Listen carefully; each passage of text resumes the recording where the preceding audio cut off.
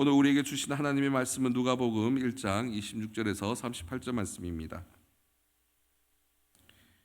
누가복음 1장 26절로 38절 말씀입니다. 제가 한 성경으로 신약 86면에 있습니다. 제가 봉독하겠습니다.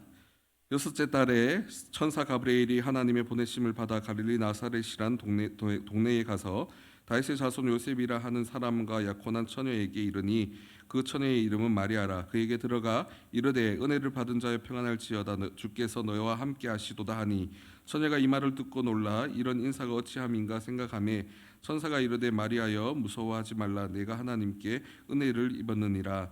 보라 내가 잉태하여 아들을 낳으리니 그 이름을 예수라 하라.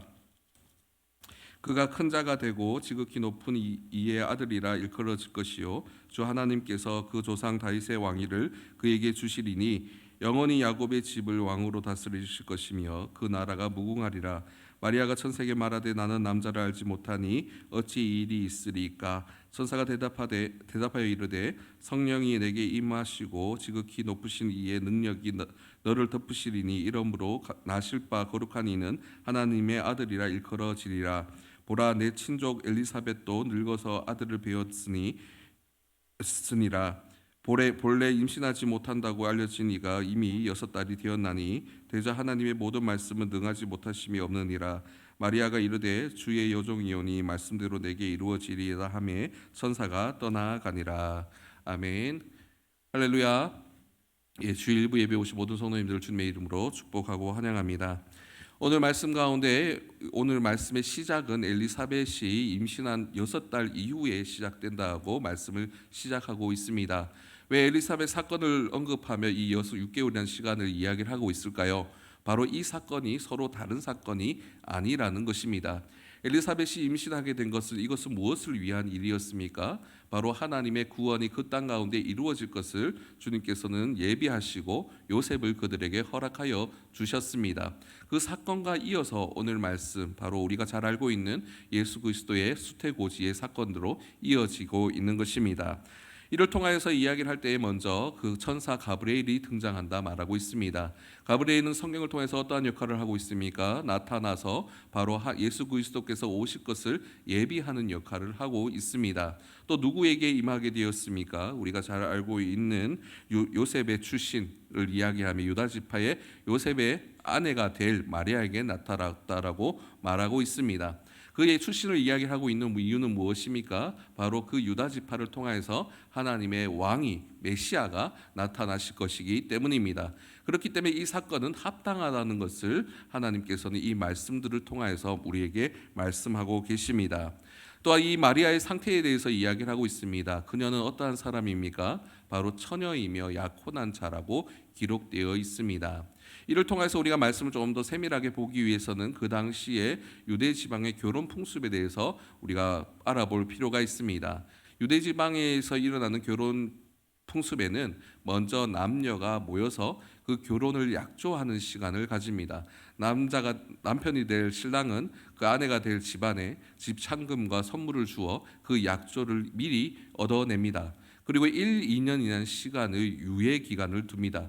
그 유예 기간을 통해서 남자는 아내를 맞이할 집을 마련하게 됩니다. 그를 통해서 1, 2년이 지났을 때에 아내가 들어올 때 혼인잔치로 그 결혼을 축하하고 예비하며 감사하는 시간을 갖게 됩니다. 이것이 유대 지방에서 일어나던 결혼 풍습입니다. 그 기간 동안은 남녀 간의 성관계를 금지하고 있습니다. 그렇기에 오늘 말씀에 있는 마리아의 상황을 우리는 이해할 수 있습니다. 그녀가 결혼을 앞둔 약조된 상태라는 것입니다. 우리가 잘 알고 있듯이 마리아가 임신하게 된다면 이 문제가 그 다른 이들에게 입방아에 오를 것은 당연해 보입니다. 그런 마리아에게 하나님께서는 가브리엘을 보내셨습니다. 그리고 무엇이라 말씀하고 계십니까? 28절 말씀을 함께 보시겠습니다. 28절 말씀을 함께 봉독하겠습니다. 그에게 들어가 이르되 은혜를 받은 자여 평안할지어다. 주께서 너와 함께 하시도다. 아멘. 가브리엘은 마리아에게 말합니다. 그가 이미 은혜를 받은 자라는 것입니다. 어떠한 의미가 있을까요? 마리아의 삶 가운데 항상 보통의 날들이 계속되어 왔을 것입니다. 뭔가 특별한 일도 있고 없고 그녀에게 가장 특별한 일이라면 지금 이 시간 가브리엘을 목도하고 있는 이 시간이 가장 특별할 것입니다. 그렇다면 가브리엘이 이야기를 하고 있는 이 은혜의 의미는 어떠한 의미가 있을까요? 지금 나와 만난 너가 은혜가 있다라는 것을 이야기할까요? 그렇지 않습니다. 하나님께서 그녀를 통하여서 구원의 도구로 사용하셔 주신다라는 이야기를 하고 있습니다. 그것이 바로 그녀에게 주님께서 태초부터 계획하신 은혜가 이미 그녀에게 임하고 있다라고 말하고 있습니다. 또한 가브리엘은 무엇이라 인사하고 있습니까? 평안할지어다라고 인사하고 있습니다. 이 평안할지어다의 원어는 카이레로라는 원어를 씁니다. 이 평안하다는 말 가운데 기쁨과 평안이 함께 있는 것입니다. 그녀가 지금 이 순간 평안할 수 있을까요? 그녀의 심장은 터질 듯이 뛰며 두려워하고 있을 것입니다. 그럼에도 불구하고 그녀가 기뻐할 수 있는 이유가 무엇입니까? 바로 하나님께서 그녀와 함께 하시기 때문입니다.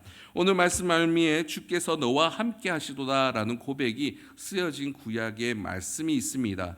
그 말씀은 언제일까요? 바로 기드온에게 하나님께서 임재하여 주셨을 때입니다. 기드온의 시기에 그가 주님의 일들을 감당할 수 없는 겁쟁이 같은 삶을 살아가고 있습니다. 그에게는 특별한 은혜도 없고 능력도 없고 특별한 출신의 배경도 없었습니다. 하지만 하나님께서는 그에게 임재하여 주셔서 이스라엘 민족을 구원할 수 있는 놀라운 은혜의 일들을 맡겨 주셨습니다. 오늘 말씀 가운데 있는 마리아도 어떠한 사람입니까? 특별한 것이 없는 여인입니다. 사회적인 약자일 수밖에 없고 다른 것들을 이룰 수 없는 수동적인 위치에 있는 자가 바로 마리아였습니다. 그런 마리아에게 무엇을 이야기를 하고 있습니까? 주께서 너와 함께 계시다는 것입니다. 하나님의 구원이 일어날 때에는 하나님께서는 그 출신의 성분을 보시는 것이 아니라 그의 능력을 보시는 것이 아니라 주님께서 함께 하심으로 그 일들을 이뤄갔다는 것을 먼저 천사는 밝히고 있는 것입니다. 이를 통해서 주님께서는 놀라운 일을 그녀에게 말씀하여 주십니다. 더 이상 이제껏 그녀가 그냥 이야기로만 듣던 일들을 그녀에게 직접 이야기를 하고 있는 것입니다. 31절에서 33절 말씀을 함께 보겠습니다. 31절에서 33절 말씀입니다. 함께 봉독하겠습니다. 보라, 내가 잉태하여 아들을 낳으리니 그 이름을 예수라 하라. 그가 큰 자가 되고 지극히 높으신 이의 아들이라 일컬어질 것이요 주 하나님께서 그 조상 다윗의 왕위를 그에게 주시리니 영원히 야곱의 집을 왕으로 다스릴 것이며 그 나라가 무궁하리라. 아멘. 오늘 말씀 속에 있는 마리아는 어떠한 여인입니까? 뭔가 특별한 출신 배경도 특별한 능력도 특별한 가문도 없는 여인입니다. 그저 평범한 결혼을 앞두고 있는 어린 여인입니다.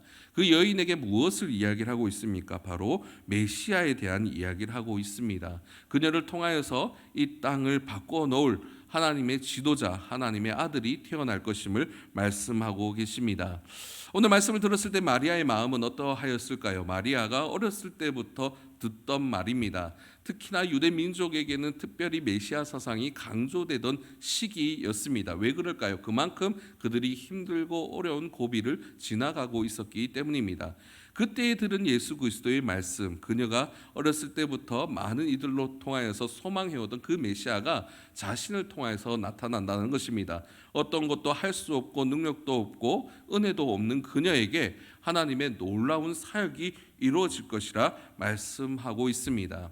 이 말씀을 목도하고 있는 마리아의 마음에 정말 카이레로 평안하고 기뻐할 수 있는 요인이 있을까요? 우리에게도 그러한 일들이 있다면 우리에게 먼저 앞서는 것은 기쁨과 평안이 아니라 그 이 일에 대한 두려움이 앞서게 될 것입니다.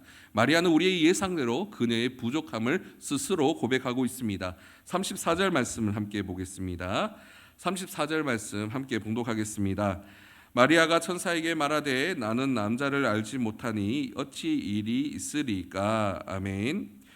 마리아의 이 대답에는 두 가지의 의미가 있습니다. 자신의 능력에 대해서 이야기를 하는 것입니다. 자신의 출신이나 배경 가운데 어떠한 선한 것이 없고 이러한 말씀을 맞닥뜨리기에는 그녀 스스로 부족하다라는 말하고 있습니다. 또 한 가지는 무엇을 이야기하는 걸까요? 지금에 있는 현실을 이야기를 하고 있습니다. 그녀는 어떠한 상황 가운데 있습니까? 그녀는 약혼한 상황 가운데 있습니다. 그녀에게 새로운 것을 도전하고 바꿀 수 있는 환경이 아닙니다. 그녀는 잉태할 수 있는 상황도 아닙니다. 그녀는 처녀로 지켜져야 되는 가운데 있는 것입니다. 이 현실 가운데 이 천사가 와서 자신에게 하는 이 말이 현실적으로 가능한 일인지에 대해서 계산하고 평가했을 때 도저히 일어날 수 없는 일임을 고백하고 있는 것입니다. 성도 여러분, 우리 역시도 우리의 삶을 통해서 우리는 끊임없이 우리의 삶 속에서 주님의 일들을 계산하며 논리적으로 받아들여 보려고 합니다. 주님께서 우리에게 임자해 주셨을 때 우리의 상황에서 할 수 있는 최대의 가능선을 우리는 생각합니다. 하지만 주님께서 오늘에게 우리에게 말씀을 주실 때 그 말씀의 의미는 어떠하게 다가옵니까? 우리가 할 수 없는 곳에서 우리에게 할 수 없는 일을 요구하실 때가 분명히 우리에게 있다라는 것입니다. 우리 역시도 마리아처럼 우리에게 능력이 없다 할 수 있는 상황이 아니다, 현실이 아니다 이야기를 할 수 있습니다. 이에 대해서 하나님의 사자는 무엇이라 이야기를 하고 있을까요? 35절에서 37절 말씀을 함께 보겠습니다. 35절에서 37절 말씀 함께 봉독하겠습니다. 천사가 대답하여 이르되 성령이 내게 임하시고 지극히 높으신 이의 능력이 너를 덮으시리니 이러므로 나실 바 거룩한 이는 하나님의 아들이라 이끌어지리라.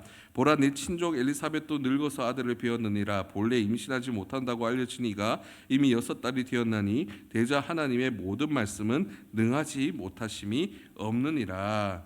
아멘. 천사는 이 모든 것들이 사람의 일이 아님을 밝히고 있습니다. 이 일을 이루어 가시는 분은 누구이십니까? 바로 하나님이십니다. 성도 여러분, 우리가 예수 그리스도를 믿고 우리 역시도 주님의 은혜 가운데 성도가 되었습니다.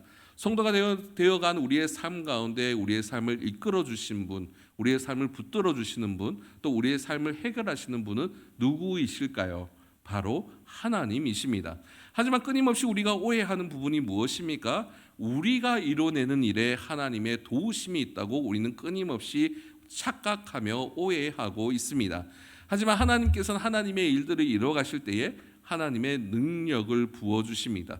하나님의 은혜를 부어주십니다. 이를 통하여서 거룩하신 하나님의 이름을 드러내십니다. 지금 말씀을 받아들이고 있는 마리아의 상황과 환경, 이 모든 것들을 감당할 수 있는 부분이 어디에도 발견되지 못합니다.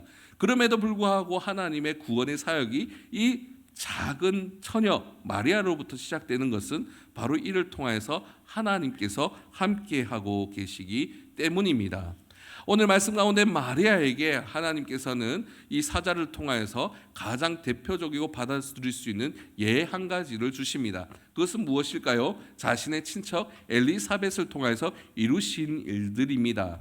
자신의 친척 엘리사벳을 통해서 그녀는 분명히 목도하고 경험하였을 것입니다. 아이가 없는 엘리사벳의 고통과 눈물의 소리를 분명히 마리아도 알고 있었기 때문입니다. 하지만 하나님께서 일하셨을 때 이 일들이 변화되게 됩니다. 남들에게 일어나는 그 은혜의 일이 바로 자신에게도 이루어질 수 있음을 하나님께서는 마리아에게 말씀하고 계시는 것입니다. 또한 마지막 절 37절 말씀을 보시면 대저 하나님의 모든 말씀은 능하지 못하심이 없느니라 라고 고백되어 있습니다. 이 말씀을 좀 더 우리가 이해할 수 있는 구절로 바꿔서 생각한다면 이 말씀은 하나님의 모든 말씀은 불가능한 일이 없다라고 번역될 수 있습니다.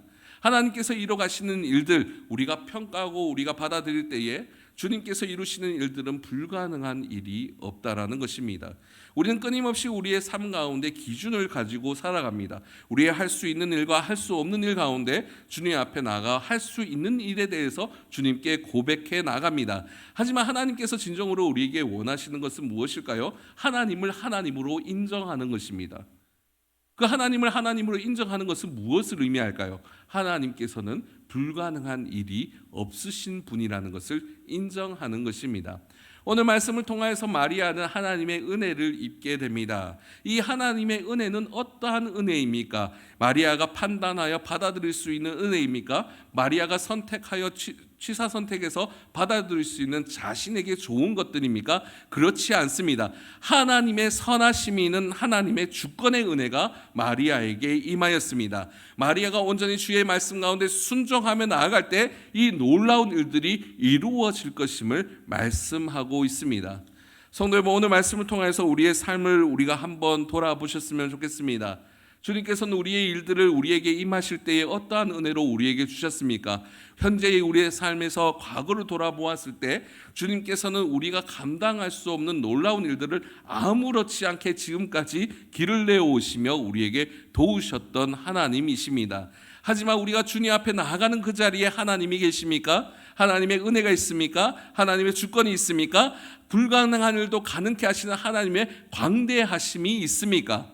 우리는 끊임없이 우리의 생각과 판단을 통해서 주님을 축소하여 바라봅니다. 주님의 은혜와 능력을 나의 생각과 나의 판단에 맞춰 바라보게 됩니다. 하지만 주님께서 우리에게 진정으로 원하시는 것은 무엇일까요? 바로 순종의 준비입니다. 불가능한 일도 가능케 하시는 주님을 인정하고 받아들일 때에 비로소 우리는 진정한 순종 가운데 이를 수 있습니다. 좀 전에 언급되었던 기드온의 삶이 어떠하였습니까? 기드온의 삶에 그가 능력도 없고 은혜도 없었지만 그가 주님의 은혜 가운데 이스라엘 민족을 구원해 나갔던 과정 가운데 그에게 힘이 되었던 것은 무력도 아니라 군사도 아니라 지식도 아니라 오로지 하나님께서 주신 그 말씀에 순종하며 나아가는 일이었습니다. 그 순종하며 나아갔을 때에 겁쟁이였던 기드온이 하나님의 용사로 변경되게 됩니다. 오늘 말씀 가운데 있는 흔하디 흔한 그런 한 처녀였던 마리아에게 하나님께서 임재하여 주셨습니다. 마리아에게 특별한 은혜가 있는 것이 아니라 능력이 있는 것이 아니라 특별한 선함이 있는 것이 아니었지만 주님께서는 하나님의 은혜를 마리아에게 부어주셨을 때 하나님의 놀라운 구원의 사역, 예수 그리스도의 은혜가 그 땅으로부터 시작될 수 있는 은혜를 허락하여 주셨습니다. 그 과정 가운데 마리아가 이 일들을 감당할 수 있는 그의 특별한 점은 전혀 없습니다. 오로지 하나님 앞에 순종하며 나아갈 때, 자신을 통해서 임재하시는 하나님을 인정할 때 비로소 하나님의 놀라운 은혜가 그 땅으로부터 우리에게 전해졌음을 우리는 잊지 않아야 합니다. 성도 여러분, 성도라는 가치가 있습니다. 우리가 성도로서 살아간다는 것은 교회를 다니는 사람이라는 의미만을 가지고 있지 않습니다. 성도의 진정한 의미는 하나님을 알고 따르는 자들입니다. 하나님을 알고 따르는 자들은 어떠한 삶을 살아가야 할까요? 하나님을 하나님답게 인정하며 나아가야 합니다. 우리의 삶의 모든 부분에서 하나님을 높여드리고 하나님을 인정하며 불가능 가운데서도 가능을 이끌어내시는 주님을 진정한 믿음으로 순종할 수 있어야 합니다. 성도 여러분, 우리의 삶 가운데 여러 가지 박해와 어려움들이 있습니다. 우리의 풀리지 않는 현실, 풀리지 않는 여러 가지 환경들이 우리를 좌절하게 하고 무너뜨리려 합니다. 하지만 그 속에서 우리가 잊지 않아야 될 것은 무엇일까요? 우리의 하나님은 다르다는 것입니다. 우리의 상황과 환경 가운데 있는 주님께서는 우리의 불가능을 통해서 가능케 만드시는 은혜를 허락하여 주실 것입니다. 보잘것없는 우리의 삶을 통해서 하나님의 놀라운 영광으로 이끌어 가시는 은혜를 우리에게 허락하여 주시는 분이 바로 하나님이심을 우리가 잊지 않으셨으면 좋겠습니다. 우리에게 진정한 위로가 되는 이유가 무엇일까요? 우리의 환경이 바뀌어서, 우리의 상황이 바뀌어서가 아니라 지금 이 길을 함께 걸어가고 계시는 하나님은 불가능한 것이 없는 분이시기 때문입니다. 그것을 우리가 잊지 않으셨으면 좋겠습니다. 우리의 기도의 제목들 가운데, 우리의 환경과 상황들 가운데 주님을 잊지 않으며 나아갈 때 주님께서는 놀라운 능력으로 부어주시며 인도하시는 은혜를 우리에게 허락하여 주실 것입니다. 오늘 말씀을 통하여서 주님의 이루가실 일들을 기대하시는 은혜가 있으셨으면 좋겠습니다. 우리의 삶을 통하여서 진정한 하나님의 은혜를 우리가 발견하고 인정하는 놀라운 일들이 이루어지시길 바랍니다. 그랬을 때 우리는 살맛이 나는 삶을 살아갈 수 있을 것입니다. 주님께서 이루가실 것을 기대하고 소망하는 일들이 우리의 삶을 통하여서 평범한 하루 가운데 특별한 하루로 변화되는 놀라운 은혜가 우리 모든 성도님의 삶 가운데 있으시기를 주님의 이름으로 소망합니다. 아멘. 함께 기도하며 나아가도록 하겠습니다.